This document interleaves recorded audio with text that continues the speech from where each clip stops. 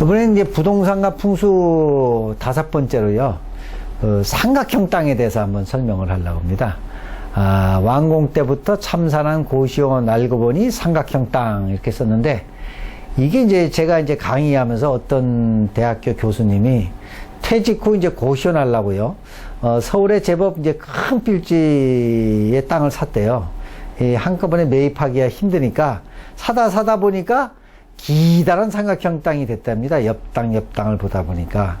그래서 뭐 이분이 뭐 풍수를 배운 것도 아니고, 그래서 땅 모양이 무슨 큰 상관이 있을까 해서 그냥 공사를 하고 고시원을 지었답니다.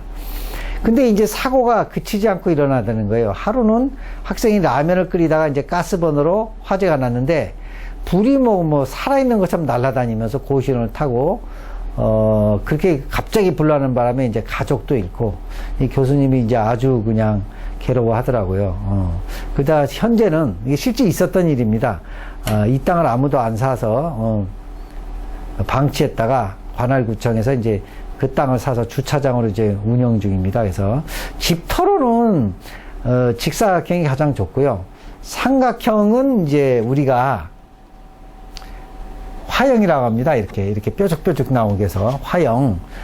그래서 화형 집터는 이제 보통 재난, 화재, 정신이상 이렇게 많이 발생합니다. 그래서 화형터는 이제 반드시 우리 피하라고 그러고요. 꼭 쓰시려고 하면 이렇게 잘라서 쓰라는 거죠. 저 구퉁이를 다 잘라서 네모나게 쓰시라 이렇게 얘기를 합니다. 이제 화형 말고도 또 이제 안 좋은 터는 이제 삼각형 터는 이제 화재를 주의하고요. 주택 입구 앞에 큰 건물하고 이렇게 마주치면 우리는 작은 건물이니까 작은 동물에 비하고 큰 건물은 호랑이에 비합니다. 입과 입을 마주쳤으니까 큰 동물 앞에 놓여있는 게 먹잇감이라고 이렇게 합니다. 그래서 이걸 맹호개고 아주 큰 호랑이의 입 앞에 있다. 그래갖고 이런 집에는 매사 어렵고요. 그 다음에 질병이 발생합니다. 근데 만약 큰 건물 앞에 작은 게 있으면 큰 건물 입장에서는 먹이가 앞에 있는 형상이라 매사 발전을 하겠죠. 그 다음에 큰 건물 사이에 이제 작은 건물은 사방에 이제 음기가 쌓이고요. 햇빛이 비치지 않아서 빌딩 사이로 또 살풍이 들어옵니다. 그래서 큰 건물이 주변에 근접해 있는 그 사이의 주택은 더욱 흉하고, 바람이 또 무척 불기 때문에 풍수적으로 나쁘고요. 일조권에도 심각한 장애가 있어서 나쁜 편에 들어갑니다. 그 다음에 여기 보시면 큰 나무 있는 집, 이것도 실제 제가 봤는데요. 양평에 어디 식당인데요. 현관 중앙에 들어가는데 나무가 큰 게 들어가 있고, 나무 네 그루가 이제 지붕 위에 다 있습니다. 그래서 풍수적으로는 나무가 지붕보다 높으면 그 나무가 주인이라고 많이 합니다.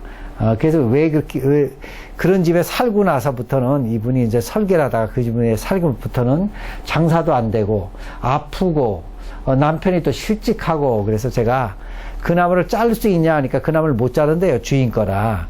그래서 빨리 이사 가는 방법이 어떠냐 이렇게 했습니다. 그래서 지금 요번 영상은 삼각형 땅하고 그 다음에 이제 큰 건물하고 입구를 이제 나란히 한 거, 큰 건물 사이에 있는 작은 건물, 큰 나무 밑에 있는 집, 이게 큰 나무를 좋아하는 게 귀신이 큰 나무를 제일 좋아한답니다. 거기에 많이들 있다고 하고, 영적인 사람들이 또 큰 나무에 보면 이렇게 귀신들이 많이 이제 집합했다고 해서 큰 나무 밑에 있는 집 사례는 많습니다.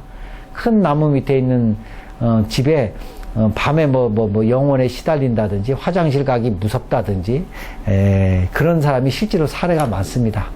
자, 동영상에 공감하시면 좋아요와 구독을 눌러주시면 감사하겠습니다. 감사합니다.